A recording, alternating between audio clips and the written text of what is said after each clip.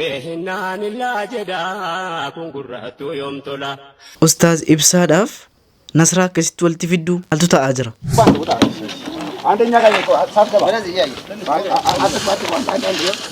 Nagahoo atuu namoonni baay'een tuffatanii mooditti qabanuu makiinaa miiliyoona 4 argatee jira. Paakistaanitti abbaan intala isaa ija jalaa buuti jechuun mataa ishee gubbaa irratti kaameraa hidhe. Sichi ijoollee akkas godhanii fixuudha laa.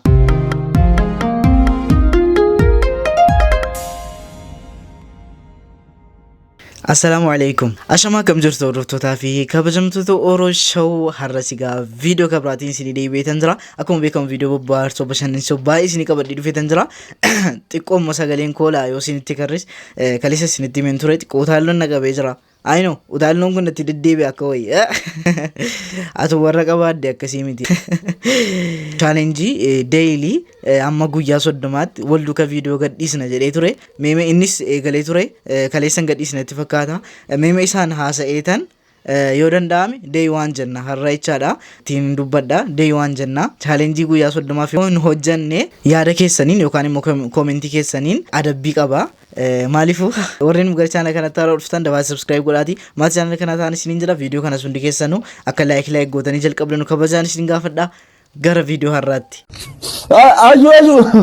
Aju kotu fujure naan jedhi mucaan namaan fujure naan jedhi lammata chaale laasin dhaabicha deemtoo saamunaa carqii biti kotu saamunaa uffata dhalli.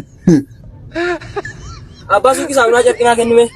Saamunaan carqii kan birii 50 jiru birii 70. Bitte Suuqitti saamunaan carqii birii 70 galeedhaani. Firi birii 50 kun barbaadu amma saamunaa birii 70 bitadhu birii 10tti dabalee kaalsaan barii 20 bitadhu. Akkasigaa qooda saamunaa birii 70 birii 10tti dabaltee kaalsi abbaa 20 akkan gowwoomne jechaadha. Saamunaanis gatii uffataatiin wal madaaluu eegaleera. Nuuroon egaa akkasiin itti fufnaan egaa akka horii baala nyaachuun keenya dhola. Paakistaanitti abbaan intala isaa ija jalaa buuti jechuun mataa ishee gubbaa irratti kaameraa hidhe. Lammiin Paakistaan kun intalli koo sodaa ija jalaa buutii qabaniin kaameraa iccitiin waraabu mataa ishee gubbaa irratti hidhuun oolmaa ishee hordofaa akka oolan odeeffannoon ODT Central irraa argame kan mul'isu. Durbeen kunis dhimma hooda ta'e kana ilaalchisuun gaaffii gaafatamteef deebii kenniteen yaadichi abbaa ishee irraa madduu eeruun kanas ani ija gaariinan ilaalaa jetteetti. Maaliif jennaan maatiin koo dhimma koof haalaan dhimmamoo ta'uu agarsiisa waan ta'eef jetteetti ODT Central irraa odeeffanne. Ilmoo akkasiin barbaadame uumaa kaameraa qabdu jenna malee siccee dubbiin jabaatteetti dhugumaam yeroo kana ilmoo eeguun baay'ee tokko cimaadha. Keessattuu hamma ijoolleen durbaa jiruu jaraa gara fuulduraa dhiisanii isuma amma laayifii keessa dabarsanii fedhiidhaaf jechaadha. Fedhiidhaaf bitamaa jiru. Ijoolleen dhiiraa gaanu sichi garuma keessatti gaafa dooktarri durban jedhu gaafuma sana jechaadha. Gaafuma sana siin kun kootee jechuudha. Guddifachuudha jechaadha garaadhuma keessatti qabachuudha malee dubbiin ta'an jiru.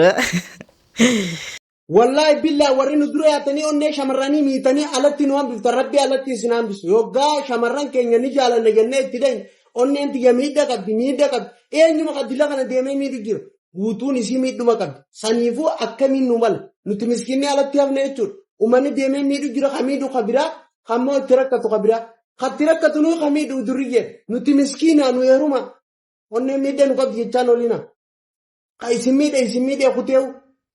Isi wallaanaa nutti heeruma maaliif azaanu godhan billa aleeka nuti cinqanne isin hojii wallahi. Dhugumaam irri kan fakkeenyaaf hojiidhuma godhatanii dubartoota kana duuka fiiganii waan hin taane keessa galchan jiru laa. Dubartoonnis jara akkasii amantu malee dhiira dhugaan fuudhuudha jedhe yeroo baay'ee dubartoonni dhiira akkasiin amanan dhiira afaan mi'eessee amma gaafa gaafama barbaade argatutti gaa afaan mi'eessee bareechee dubbatee gaafa barbaade argate biraa daba jechaadha.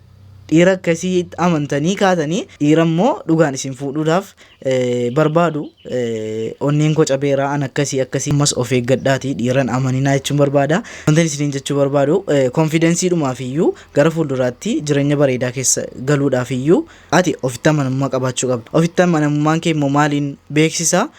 kanaan dura waan hin taane keessa galtee beekuu dhiisuu alatti ajattee dhiisuu beekuu booddees rahaa taatee aara galfattee jiru gaarii jiraachuudhaaf abbaadhuma manaa keetiif gaafa halaalumaan gaafa nikaa gootanii galtan baay'ee dhiirree ati alatti waan taane keessa galtee hin beektu taanaan qulqulluudhumaan bira geessetta taanaan siniif galaga irri miila naa dhiqennaan miila siif dhiqa jechaadha garuu waan hin taane keessa galtee alatti ajattee naa dhufte taanaan si tuffata hin tuffatamtaa jireenya keessattis baay'ee wajjin turtan jechaadha kanaaf of eeggannoo godhaa መኪና ካልተሰጠኝ ዜግነቴን ቀይራለሁ ያለው የኢትዮጵያ ትልቁና ረጅሙ ሰው ነገው በስተመጨረሻ ምኞቱ ተሳክቶለት የ4 ሚሊዮን ብር መኪና በዛሬው ዕለት ተሰጥቶታል። በዛሬው ዕለትም እንግዲህ ምስሉ ላይ እንደምትመለከቱት በጅማ ነገው የ4 ሚሊዮን ብሩን መኪና ተረክቧል።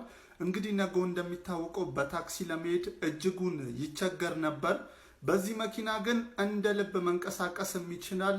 ቢዝነስም እሰራበታለሁ ኤጋ ሙጫ ከነረቲ ናሞኒ ባየንስ ሮኒ አን ዮ መኪና ናን ከናም ዮ ነከሰከስ ጀዴ ዱበቴናን ናሞኒ ባየንስ ሙዲ ረቲ ቀብደኒ ቱርተኒ ሙዲን ረቲ ቀበሜ ቱሬ እቲ ኮልፈሜ ቱሬ ይቻል ናምኒ ወመን ያስ አርገተ ይቻል የሮ ባየ ወመን ይየኔ አርገነ ይቻል አርጊተኒ ረቢያቱን ቱሪን አቱ ወጋ ጃጃ ዩጉቴራ አቱን ገሂን መኪና ሚሊዮን አፍሪካን ይፈቻል ሚሚያከን ይትፉደቴ ወሊን ላል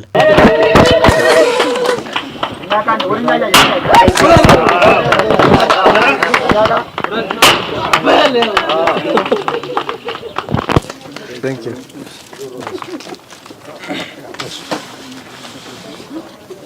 Thank you ለሁላችሁ ዛሬ ፕሮግራም የነገው የሁላችን ምኞት የነበረ ነው ስለዚህ በዚህ አጋጣሚ ያው ኦክሎክ ሞተርስ ማኔጅመንት በጋራ ሆነን ተወያይተን አንድ አምባሳደር ያስፈልገናል ለድርጅታችን ስለዚህ ለማን ብንሰጥ ይሻላል የሚል ስናስብ ያው ብዙ ጊዜ በቁመቱም ሳይሆን በንግግሩ ነው እኛ የሰጠነው እና በሐሳቡ ማለት ነው መጀመሪያ ያው የተናገረው ነገር ሁሉም ሰው ያውቃል በሰይፉ ቀርቦ ከዛ በኋላ ግን ሁለተኛው ላይ መጥቶ ይቅርታ በማለቱ ሶሪ ብሎ ለኢትዮጵያ ሕዝብ ለ120 ሚሊዮን ሕዝብ ይቅርታ በመጠየቁ ነው እኛ የሰጠነው አምባሳደርም ያደረግነው ምክንያቱም ብዙ ጊዜ ችግር የሚፈጠረው ኢጎ ላይ ስለሆነን እኛ ጥፋት እናጠፋለን ይቅርታ አንልም ስለዚህ ይቅር ያለ ደግሞ ፈጣሪ ከፍ ያደርገዋል እኛ እሱን አስበን ነው የሰጠነው ሌላ ነገር ማንም ሰው በሌላ አንግል እንዳያየው ያን ሚስ ካልኩሌሽን እንዳይኖር እኛ የሰጠንበት አላማ እንደ ድርጅት ለ5 አመትም እንደ አምባሳደር አድርገን በተለያየ ቢልቦርድም በተለያየ ስራ ፈጠራም ስለሆነ ማለት ለሱም በዚህ ቁመቱ በዚህ እንትን ብዙ ችግሮች አጋጥሞታል ፐርሰናል አውርቼዋለሁ ስለዚህ ለሱን ለመርዳትም ባንድ እንትን ሁለተኛ ደግሞ ሰዎች ማስተማር ስለምንፈልግ ነው ማንንም ሰው ያጠፋል ፈጣሪ ብቻ ነው የማያጠፋው ይቅርታ ብሎ ተመልሶ መምጣቱ ለድርጅታችን ትልቅ ዋጋ ስላለው በእኛ በኩል ለዛ ብለን የሰጠነው እናንተ ደግሞ ይሄንን አክብራችሁ ለመጣችሁ በጣም እናመሰግናለን ያው ነገው የምትለው ነገር ካለ እሺ በመጀመሪያ ደረጃ በጣም አመሰግናለሁ አንተን በጣም ትልቅ ጾታ ነው ለኔ ሰጣኩና በጣም ደስ ብሎኛል ምን ብዬ ራሱ እንደመገልጽ በጣም ይከብደኛልና እና በጣም አመሰግናለሁ ፈጣሪ እድሜና ጤናን ይስጥልን እኔንም ሁለታ መላሹን ያርገኝ ነው ምለ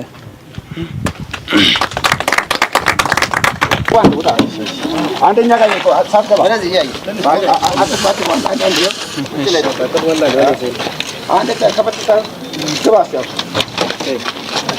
ወንበሩ ሳባር ግን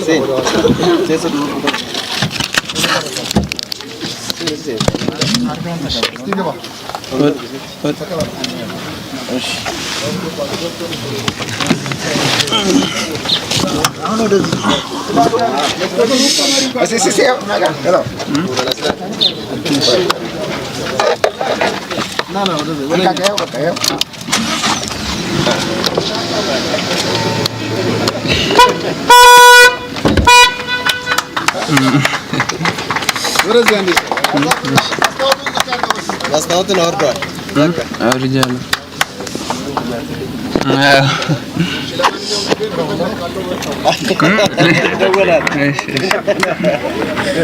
Yo nago.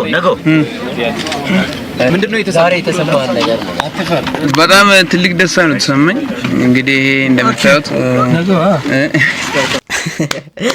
akkuma argitan fudhatee jira. Isin waan guddaan iyyadha. Rabbi ooman iyyattan isiniif hin dhabu, isiniif hin kenna. Akkuma argitan namatti tola. Atuu namni meeqa muuditti qabu, atuu waan meeqa keessa darbee kunoo makiinaa argatee jira jechaadha. Akkuma niyyaasa. Rabbi anaafis isiniif isa kennu gaa. Meeshaan illaa jedhaa kun gurraattuu yoom tola. Viidiyoo kana ilaalee qalbiin koo garmalee na cabxe.